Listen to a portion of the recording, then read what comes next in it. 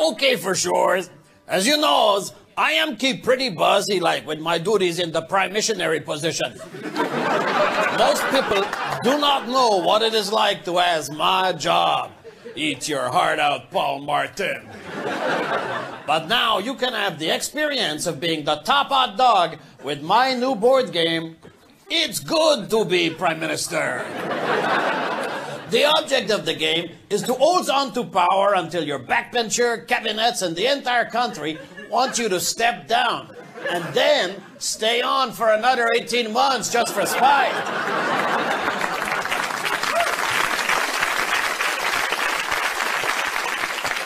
It is so simple like to play, even I can do it. Just roll the dices, and then move the little pig around the board looking for drops. Hey, looks what square I land on. Screw Paul Martin around. In this game, every other square is screw Paul Martin around. So, tell Paul you are resign after 2 terms and then run for a 3rd. Oh, that is one of my favorites. It is good to be Prime Minister. Maybe you land on give speech, okay? A proof is a proof. What kind of a proof is a proof? A proof is a proof, and when you have a good proof, it is because it is proven.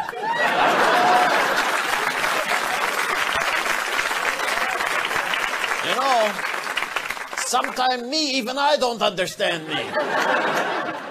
This game make a great Christmas present, especially during the holiday season. Be like I do and give it to all your friends and families. But check with the ethics counselor first. If he does not agree with you, get a new ethics counselor. Hey, maybe like you land on scandal. Cabinet minister goofs up, send him to Denmark. Say you land on party dissension. Backbenchers vote against you, stay on as prime minister an extra year. I love this game because you get to bully people, fire party member, and give cushy job to friend, just like a real prime minister. It is hours and hours of non-stop lying, sneaky, backstabbing fun. And best of all, with this game, you play by my rules or you don't play at all. It's Good to Be Prime Minister, the board game. Available only till February 2004. Channel 10 Eyewitness News with Sandy Sexton and Stephen Drizzle. Good evening. Our top story. Excuse me. Good evening. And a very special hello to the little lady I met walking her dog early this morning. Nice schnauzer. Sandy? Our top story. Canada is changing its citizenship laws. Under new legislation, the government can refuse citizenship to hate mongers and anybody with a mullet. Are you doing something different with your hair, Sandy? You like it? Oh, stunning.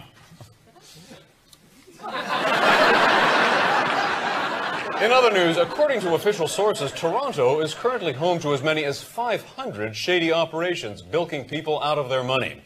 These scams include telemarketers, phony charities, and Ontario Hydro.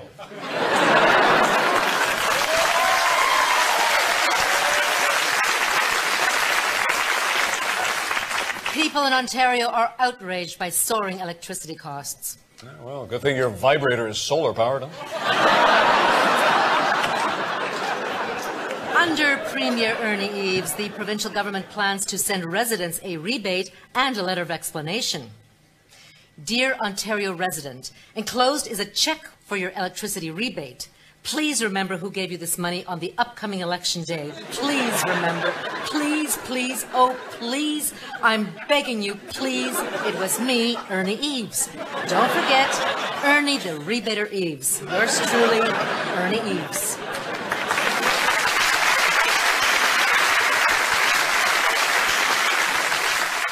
In other news, Izzy Asper, the owner of Global Television and the National Post, has blasted the media for being anti-Semitic.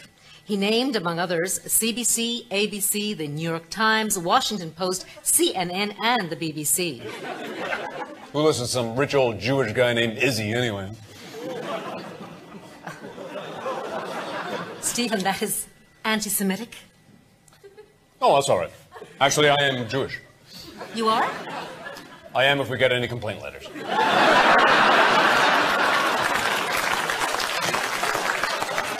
And finally, television is once again coming under heavy criticism. Here is Stephen with his thought. You know, television is a very powerful medium. It informs us, entertains us, and makes us think. Thanks to CNN, the Discovery Channel, and my personal favorite, Teletoon. You know, last night I was watching my 52-inch widescreen digital TV, and it got me to thinking about one of the great questions of life. How did Wile E. Coyote afford all those gadgets when he had no visible means of support? Well, maybe he was born into a family of well-to-do coyotes, the Conrad Black of coyotes, if you will. And if that was the case, why didn't Wile E. just go to a pet store and buy his own Roadrunner? Ah, well, therein lies the brilliance of this cartoon. Here is a conflicted character who is battling his primal instincts in spite of his elevated socioeconomic status. The inner conflict is exquisite. Marshall McLuhan said, "The medium is a messenger." And he was so right. Marshall, hats off to you, my friend. May you catch your Roadrunner of life.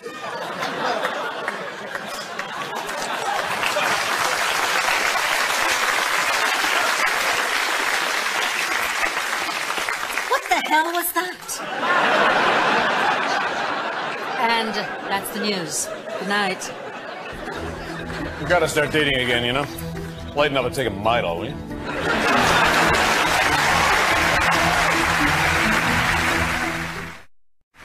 Mr. Charlton Heston on gun control. Fellow Americans,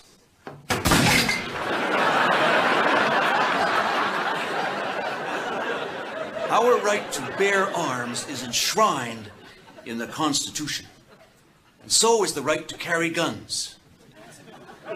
It's something we count on, like a Kennedy being up on charges and a Bush daughter being in rehab.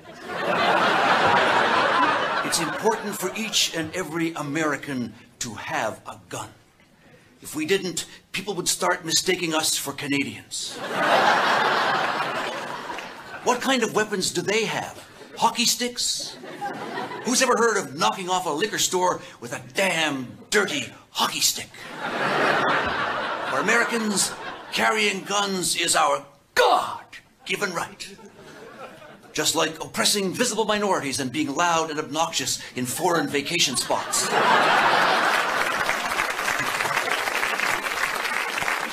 Look at this beauty. This is our heritage. Truly a gift from God. Without guns, I could not have led my people out of Egypt in the 10 Commandments. What? Well, of course they had guns. Read the Bible. Commandment number 10. Thou shalt not covet thy neighbor's wife, especially if thy neighbor has a bloody great big Magnum 44. Without guns, could Ben-Hur have won the chariot race? I doubt it. And I was there. There are extremist liberals out there, pinko commies, who say guns are dangerous and should be kept out of the hands of children. To them, I say, damn you to hell! Look at the facts. If I had more guns, I could have beaten all those damn monkeys in Planet of the Apes. And the sequel. Monkeys, that's who should not have guns. Look what they did to New York. Damn dirty apes. May they answer to God himself. To those bleeding hearts who point out that it was a gun that killed Lincoln. So what? We got a car named after him, didn't we? The Ford Focus. From my cold, dead hand, I'm Charlton Heston, urging all Americans to carry guns. not just the police, the military, and rap singers. Can guns really make America a better place? I think we have a shot at it.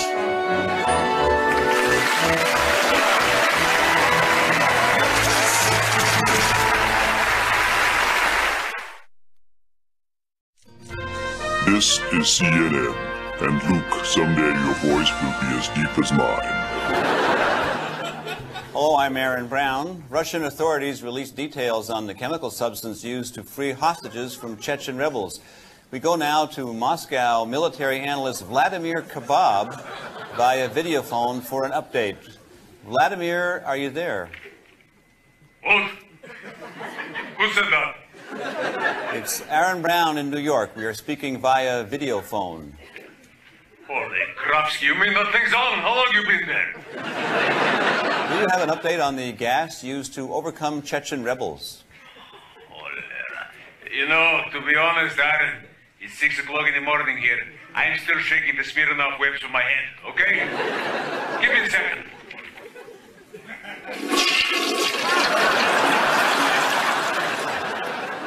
The U.S. has tightened its border with Canada, but since it is Canada, we don't really care. So instead, let's go to the Middle East, where Wolf Blitzer is standing by via videophone. Actually, Aaron, Yasser Arafat confiscated all the video phones because the long-distance charges were killing him. So I'm talking to you via surveillance camera. Wolf, where exactly are you? At the Ramallah 7-Eleven. You wouldn't believe the deal they have on falafels and double gulps. Let's go to our resident health expert now, on assignment at a hospital in Brazil.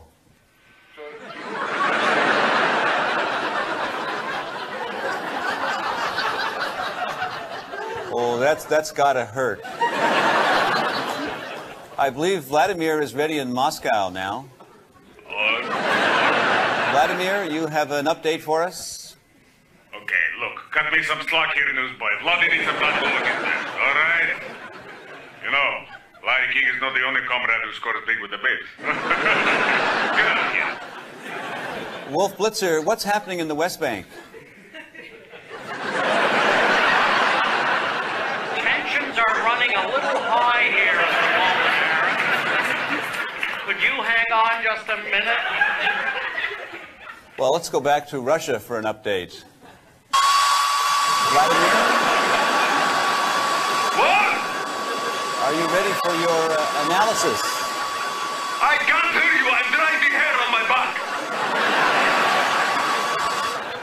Any new developments in Brazil? That's what I thought. Wolf Blitzer, the Middle East.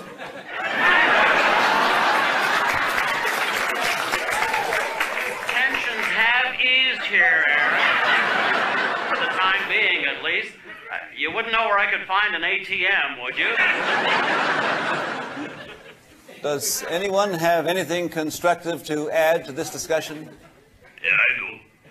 Hey, Wolfie, do you spare some change? I give up. Okay, come on, Aaron, come on. I'm ready now. Here we go. Fortunately, we're out of time. I'm Aaron Brown. Good night and good news. Oh, you are such a pansky.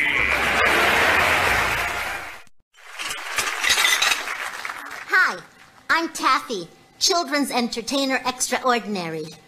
My new CD combines the best of kid songs and rap music. It's called Taffy, the Children's Favorite Bitch.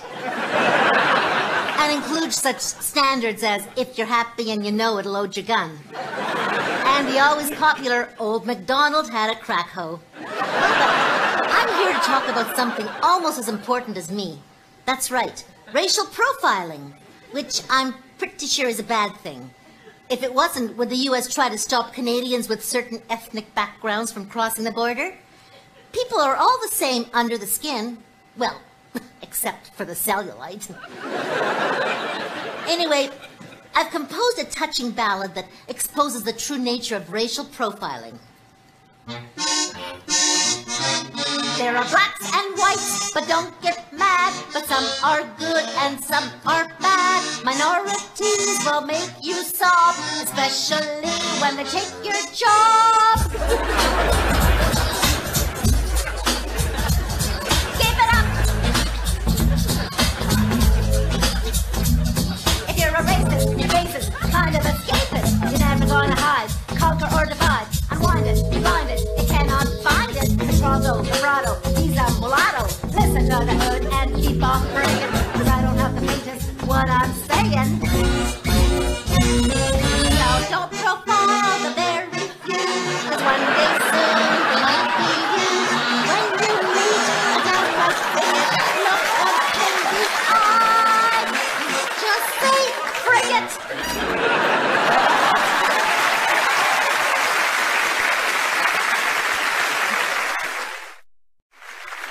Oh, hello.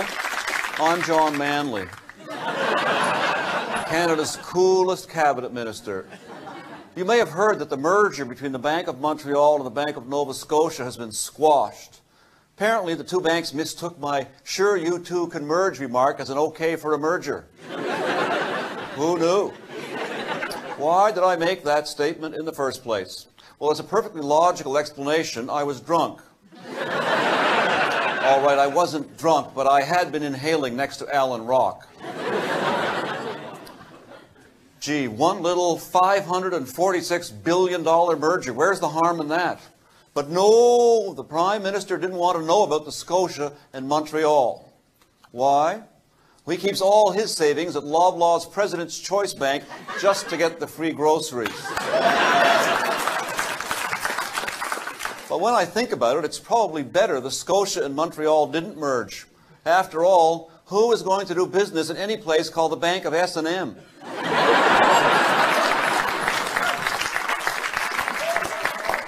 Banks merging with banks isn't going to fly with this government. So why not merge with other businesses? What's wrong with the Bank of Nova Tim Hortons? Think of the business opportunities. They could put a service charge on each Timbit. So, where exactly does the government stand on this issue? Damned if I know. Well, the Prime Minister has clarified the rules regarding bank mergers. In fact, I have his rules with me.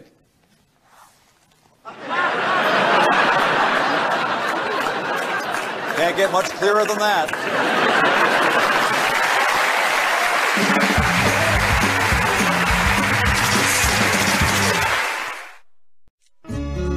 And now, a Canadian moment.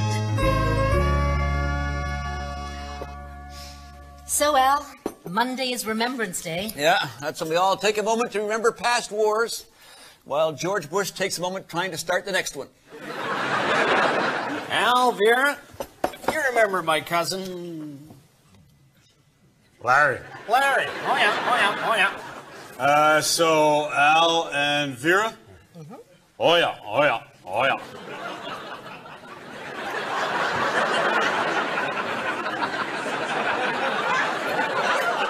Looks like the Republicans won big in the U.S. midterm elections. Well, what's the difference between Republicans and Democrats? Well, the way I see it, a Republican is a right-wing conservative industrialist who believes a war will stimulate the economy. And a Democrat is a horny guy who'll go after anything in a skirt. Boy, that U.S. just keeps getting curiouser and curiouser. Oh, yeah. Can you believe their immigration department is targeting Commonwealth citizens living in Canada? The States is getting more paranoid. Look what happened to Rohinton Mystery. Yeah, well, I prefer murder mystery anyway. The author, Rohinton Mystery, he canceled his U.S. book tour because of unbearable humiliation at U.S. airports. Because he's a Canadian East Indian. Because he's a Canadian writer. Hey, and how about the U.S. wanting Canadians born in Iraq, Iran, Libya, Sudan, and Syria to be fingerprinted when they get to the States? Well, now, Sam, the U.S. did decide against that. Yeah, from now on, they'll just be jailed. Actually, I wouldn't mind it, because I remember in kindergarten making those finger paintings with my hands and fingers of, like, sky and trees and stuff.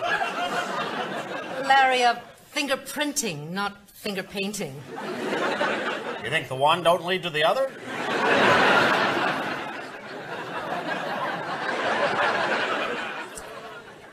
That isn't bad enough. That talk show blowhard, Pat Buchanan, called Canada a country full of whiners who've been freeloading off the U.S. defense budget for years. Well, I got no problem with that. Well, Australia's having its worst drought in a century. Their environment minister says people should shower together. You know, I, for one, wouldn't mind showering with that famous Aussie sexbot. Elle Macpherson. No, Dame Edna. Oh, she could wash my back any day. Larry, you do realize Dame Edna is a man.